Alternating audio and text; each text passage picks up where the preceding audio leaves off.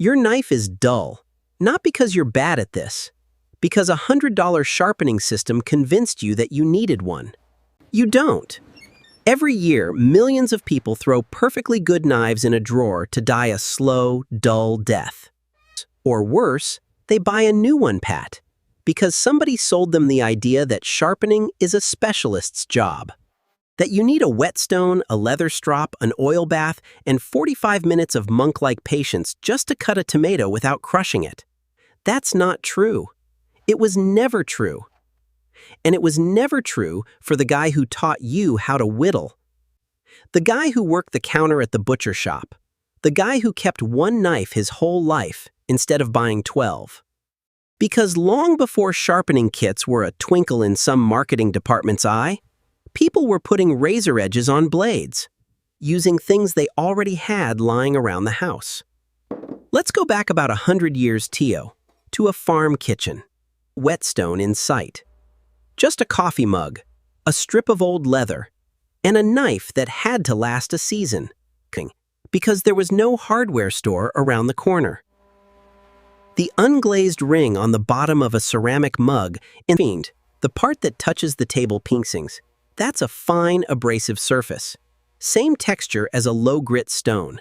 People used what was in front of them because the alternative was going hungry with a blade that couldn't skin a rabbit.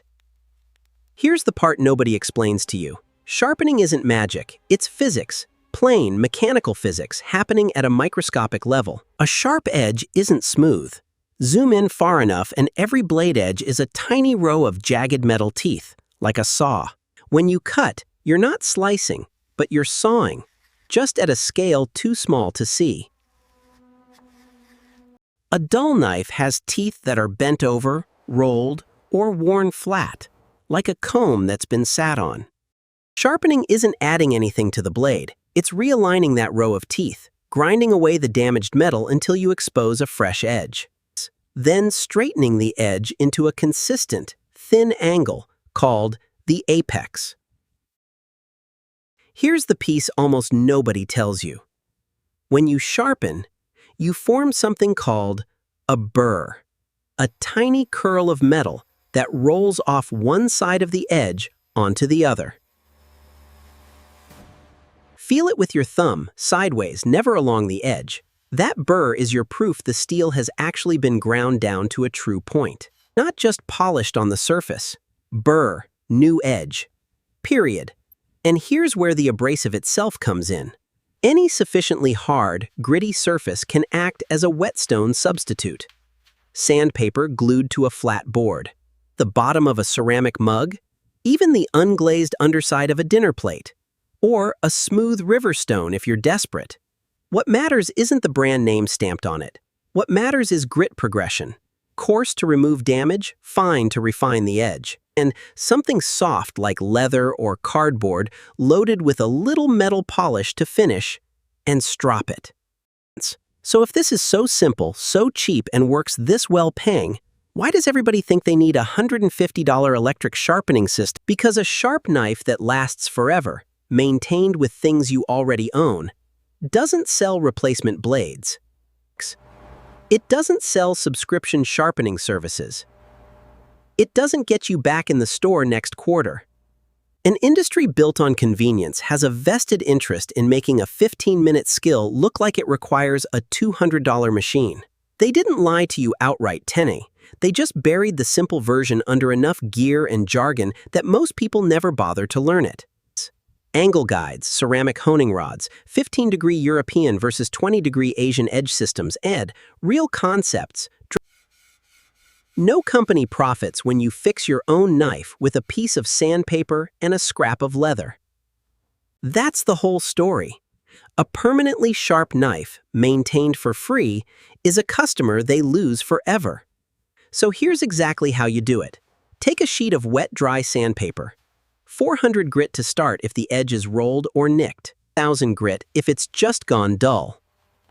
Tape it flat to a table or a piece of wood so it doesn't slide.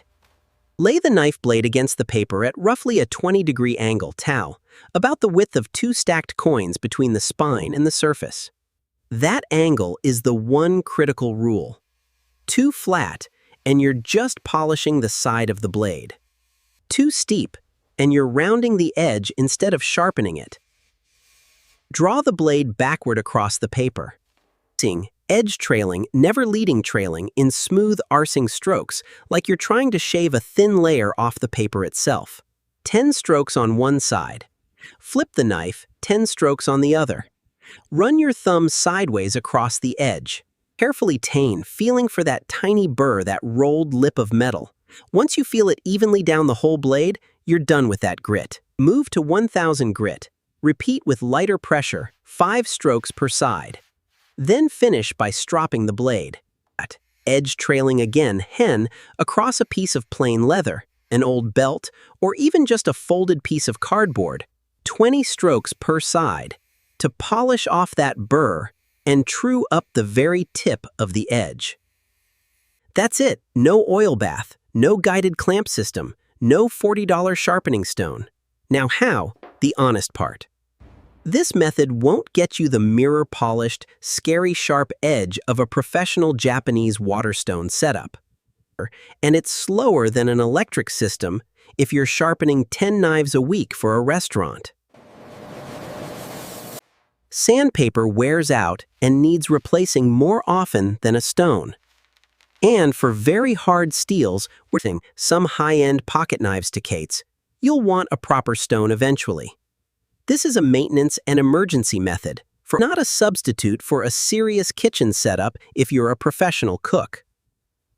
But for every knife in a normal home shaving, kitchen knives, pocket knives, garden shears, this will keep an edge razor sharp for the cost of a sheet of sandpaper, forever. A lot of basic competence like this wasn't lost because it stopped working. It was buried because there's no recurring revenue in a knife that stays sharp on its own. If keeping that kind of self-sufficiency alive matters to you, sharing this is how it doesn't disappear again. And if a dull knife annoyed you, wait until you see what they've done. To something even more basic, the humble axe. Because the way most people swing one is actively destroying the edge with every single chop. And the fix is even simpler than this one. That video's coming next.